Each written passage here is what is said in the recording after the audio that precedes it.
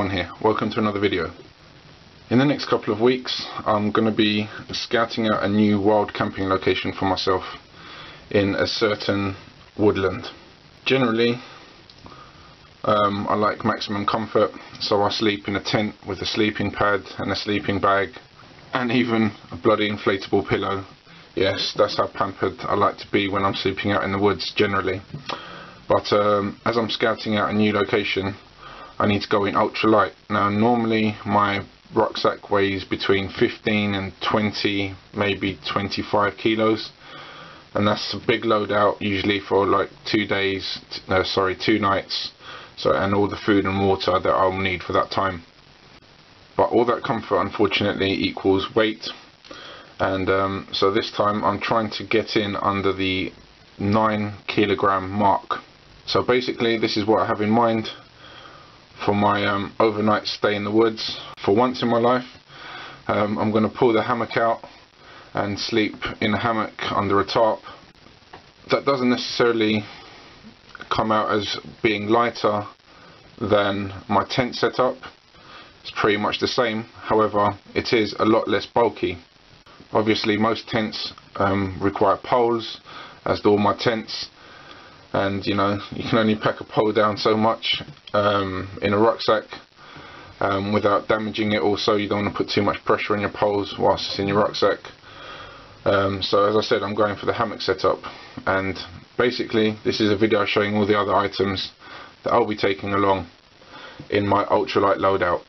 So first up, we've got my always trustworthy Falkniven F1. I'm sure you've all seen these before. This has been my trustworthy companion for many years now, never let me down yet. My favourite outdoors bushcrafty survival knife. Alongside that we have a big fire steel, emergency whistle and some fire lighting supplies secured to the back. Next up I'm going for an incredibly lightweight but still very useful mini pocket folding saw. Absolutely love this thing. Teeth on this are bananas. Really cut nicely. Obviously it's got a nice locking system here. Takes down good sized boughs, perfect for small shelter builds and firewood. Next up, ultralight meth stove. Weighs a few grams. Perfect for an ultralight option. Also can be used to burn solid fuels such as hexamine, etc. To go with the stove I'll have one 8-ounce bottle of meths. It doesn't really fit into the picture, but this is my 2-litre clean canteen, so this will be my main water source. I'm also trying to find a location where I've got water, which will be a nice change because normally I have to carry everything in, so up for a bit of water purification, filtering, etc. I'll have another 1-litre platypus bottle which I'll carry in my pocket, which I will drink while scouting around, so I don't have to get the main bottle out of the main compartment of my rucksack. Keep me hydrated. As I'm really pinching on the grams this time, I'm debating whether or not to take this sharpening stone, but at the moment it's in the pack. In case it's damp and all the wood is soggy, I've also got one wet fire tinder cube, so I can absolutely guarantee that I'll get a fire going. Also have a spare battery for my glow tube, plus some safety pins and sewing needles in this box. I learnt my lesson a long time ago. Always carry a compass with you when you're in a wild area. Being lost is not fun, especially when it's dark and you're in the woods. At least carry one, or preferably 2, so you can check them off each other, make sure they're both pointing in the same direction. And of course it wouldn't be a proper all outdoor one geek fest without some flashlights. So this is my main headlamp, a little zebra light, 6 different levels of light, no strobes or anything like that, just your high, medium and low, which each can be set to a sub setting. But absolutely brilliant headlight, nice diffused beam, and yeah, has been a reliable companion for me for many years now. Alongside that headlight I'm taking 2 spare batteries in a little case of my own design. two CR123s, nice compact and lightweight batteries with lots of juice in them, so get really good run times on my torch. So never left in the dark, so to speak. And obviously, what outdoors kit would be complete without some kind of metal cooking pot? Nice compact one, this perfect for one, and if you're going ultralight, complete with tea and coffee brew kit already wrapped up and ready to go. And I've learnt my lesson several times now, especially if you're using Esbit or those kind of solid fuels. If you're drinking out of the same pot that you're cooking in, especially if it's a small pot, you're bound to get some of that stuff on your lips, and trust me, they swell up. It's not pleasant. So I always bring a lightweight cup with me. This one's one that I got in Switzerland when I went there a few years back, and double wall insulated, so it keeps your drinks hot for a long time. Although it's not an expensive lighter, I just can't help but love this thing. Had it for years, always works. Works upside down, perfect for stove lighting, lighting my cigarettes, burning the end of paracord, sealing it up nicely, and a ton of other uses as well. Nice big fuel reserve, so definitely lasts me 2 or 3 days between fills when I'm out. So to me, that's a vital piece of kit. Love that.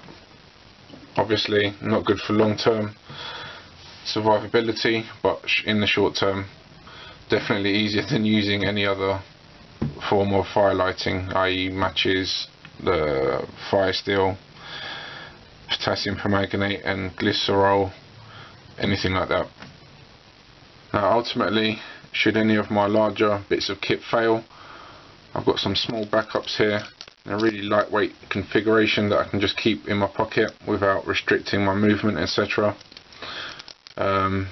If you saw my last video, this was a kind gift. The paracord work here was a kind gift from Big Ash. Thanks again, mate. Nice little concept and gear organizer here, works really well. Got some really interesting nice little backups here.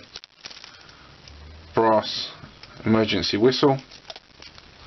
Alongside that, a little brass flashlight with a low and a high setting, really lashes out a lot of light. Alongside that, we have a replacement battery for this flashlight. Also have a little Spyderco. I love that little knife there. Yeah, nice and sharp, perfect little backup tool for small cutting tasks. Very lightweight option again. Finally on here, oh sorry, we've also got this carabiner, loads of uses for that. And finally another little gas lighter. Love this little thing, takes up no weight, perfect for those emergency fires. So yeah, this stuff is ultimately redundant, as all my other stuff is decent quality, so shouldn't fail anyway, but just a nice bit of reassurance in my pocket, and I just think it looks damn cool. So alongside my tarp and hammock, and obviously my food, this is all my kit that I'll be taking with me. I think it's quite a minimalistic setup. Should be perfect for a night or two out in the woods whilst trying to find a new wild camp location.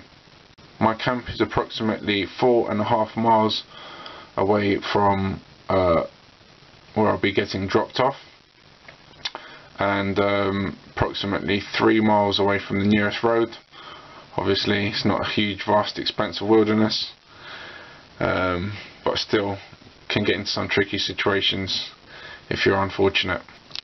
Also forgot to mention, obviously I take a small medical kit with me, just some basic wound stuff if I accidentally cut myself or something along those lines, some painkillers. In fact, I'll do another video on that after this and just show it to you. It's very small, compact, as I said. So that's it for now. Thanks for watching and all your support, greatly appreciated. Obviously I'll be taking you all along on my wild camp location scouting video. As always, look forward to hearing any comments, suggestions regarding kits, and yeah, all of you, take care. This is All Outdoor One, signing up for now. Bye bye.